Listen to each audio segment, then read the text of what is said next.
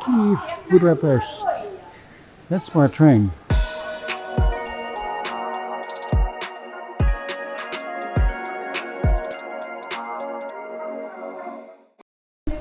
Very good morning again from Kyiv station, where I'm again talking on the stairs.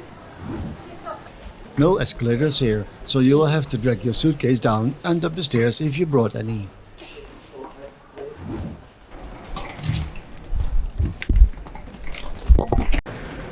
Once again, a decently long train here from Kyiv. This train right beside me is the Transcarpathian. This train will start its journey in Kyiv in about 30 minutes time, all the way to Budapest. I'm going to ride this sleeper train in a not luxurious class. I'm in a place where there is, I think, 6 seats. I tried to book the most expensive one, but it wasn't available. Guess it was a little bit too late 1 week out. That's my bad, but I didn't really plan on my trip going back being on this sleeper train anyway. So there is no locomotive yet. No. It's still half an hour. They're still cleaning the train here, so let's wait for that. I'm going to stock up on some snacks above at the corridor here, and then we should be ready to go.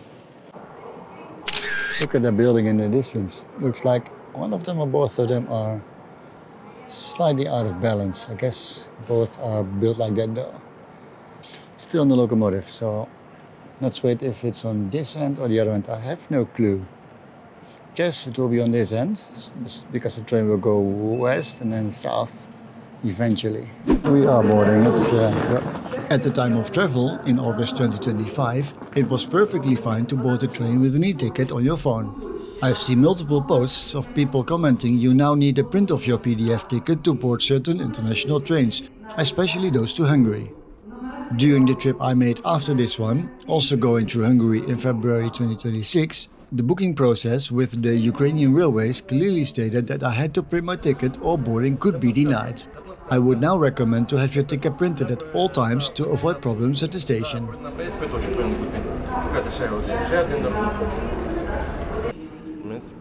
Checking the ticket document is in the simple check, as you can see here. My ticket was pictured by railway staff back then, so I can see why they want you to print your ticket nowadays.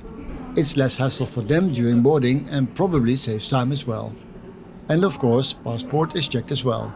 No picture was made of it though.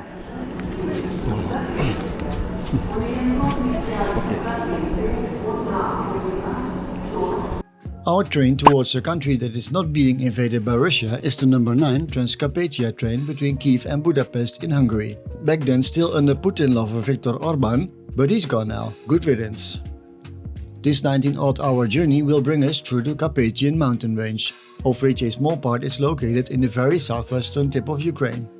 We also have a nightly change of bogies when in Chop, just before crossing into Hungary. Nederland? Yeah. Okay. Please. Thank you.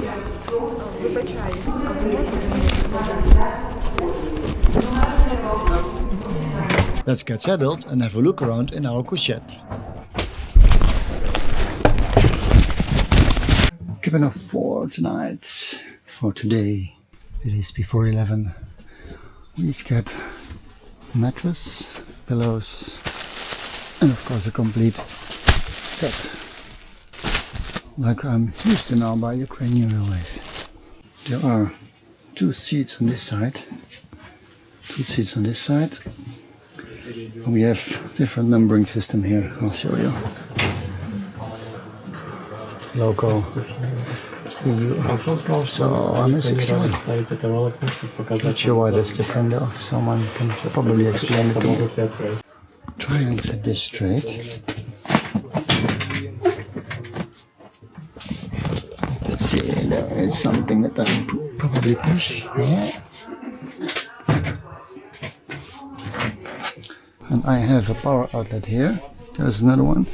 These power outlets come with USB, no USB-C like the train I had yesterday, but that's no problem. And when I'm in my place, this is what it looks like.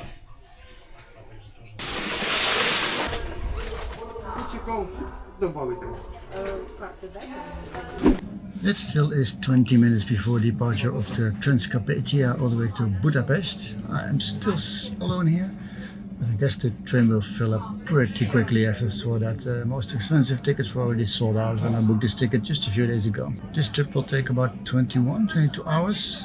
If I'm not mistaken, I'll arrive at just after 5 in the morning in Budapest. Couch feels pretty decent, so I'll probably get some hours sleep later today.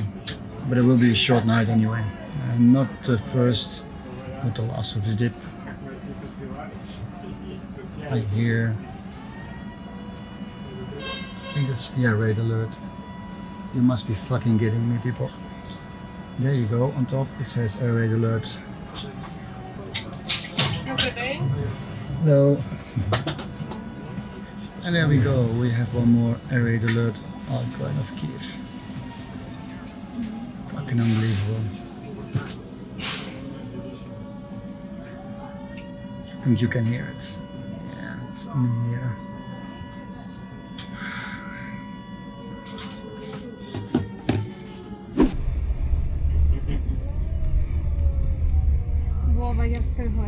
Yes, we are in the front of the train. And there we go, international train departure under an air raid alert. I have to say that's a first for me, although I have heard plenty of air raids in the week or so I was in Ukraine. Back home editing this video, I still can't imagine having to go through this for one day, let alone over 1500, because that's where we are now. We're now en route to Budapest.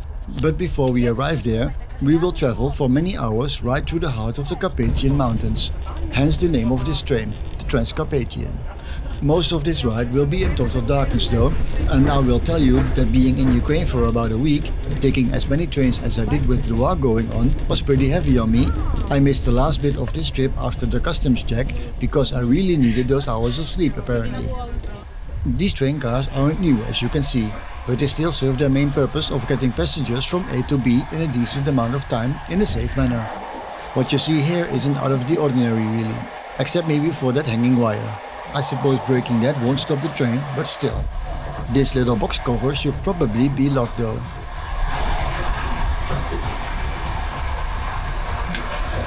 With the restaurant car lacking on this train, as is common on board of Ukrzaliznytsia sleeper trains unfortunately, we can skip right to the toilet. Do we have running water? Yes, we have running water. It's the first train in. Train have hot running water to wash my hands. 2 more. And the toilets. Go straight to the outside. Let's walk back to my berth and enjoy the rest of the day from my bed. I think that's a perfectly fine thing to do on board of a sleeper train. Wind down and relax. The only worry here is crossing into the European Union tonight. But with an EU passport, that will just be fine.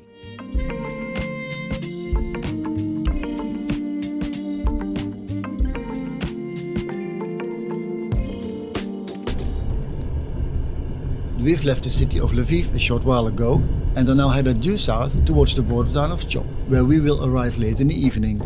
That's the place where our bogies are changed for standard gauge ones, as the Soviet-style broad gauge won't fit. Ukraine is working on solving this issue though, by installing standard gauge tracks to several stations inside Ukraine to allow for better transit times. I saw my ticket, how did I get it and how much did I pay for it? Well, to book this ticket, I had to head over to the website of the Hungarian state railway company MAV. I'm not going to even try to pronounce its full name, but it's on display right now if you want to have a try. The grand total for this ticket, which is this second-class 2-bed compartment, was 28,880 Hungarian forint, or some 72 euro. This sleeper train only features second class, with compartments that either have 2 or 4 beds. The website will tell you that they have 1-bed compartments, but they can't be booked as far as I can see, probably because they're not there.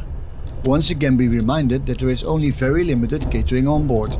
Coffee, tea and water is available for cheap, and crew might have a limited stock of microwave meals like cup noodles and freeze-dried rice options. There is no restaurant car on board of this train.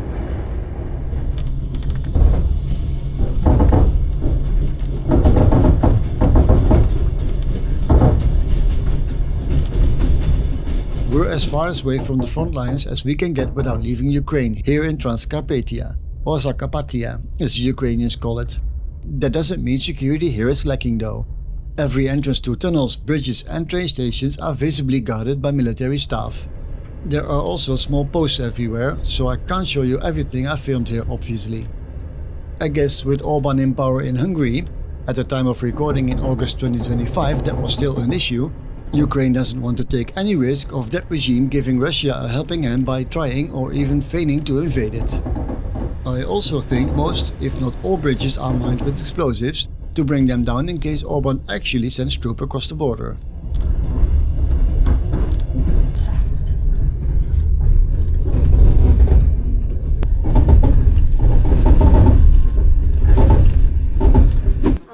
We're at less than 1 kilometer from the border with Hungary, but before we can cross the Tisa River, there are some formalities we need to go through here.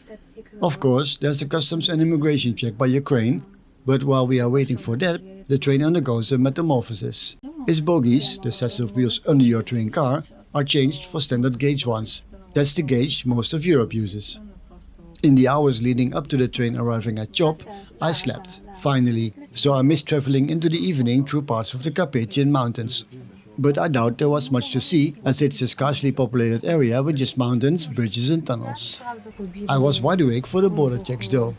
They weren't as strict as I expected them to be. My passport was checked and stamped, and I was asked about any medications, alcohol or large amounts of cash, as they needed to be declared. My luggage was not searched, though a customs officer shone a flashlight in my backpack for a second or two to make sure I wasn't lying. The whole chop operation of changing the bogies is mostly a waiting game, where all train cars are lifted off their bogies, so they can roll the correct ones under them. It's a mostly manual job, with a lot of pushing and locking things in place that goes on for quite a while. Mind you, it's the dead middle of the night, sleeping time for most, especially those on the train. Ease of booking. Booked through the website of the Hungarian state-owned railway company. There is a persistent selection of first class, which lead to a page with no availability, so I opted for the second class couchette instead. 4 stars. Level of comfort. Having only one other passenger in your couchette gives you more than ample space to move around and also store your luggage, even if you have to. Good thing is that you aren't charged extra for that. 4 stars. Time traveled. As land transport is currently the only option to get in and out of Ukraine, I prefer trains over buses. Travel times vary depending by destination, but a bus isn't always faster either. 4 stars. Cleanliness. The old cars on this train show their age, but are kept clean by onboard staff throughout the trip. The toilet will be smelly the next morning though. 4 stars. Price comparison. There are cheaper tickets available on this train, but I didn't want to sleep sitting upright, especially because this was my 3rd sleeper train in as many days. International trains have significantly higher fares than domestic trains though. 4 stars. Meal service. No restaurant car on board sleeper trains operated by Ukrainian railways. Staff do sell cheap coffee and teas though. They also have a very limited stock of microwave meals and instant meals for which you just add water to a pouch. 4 stars.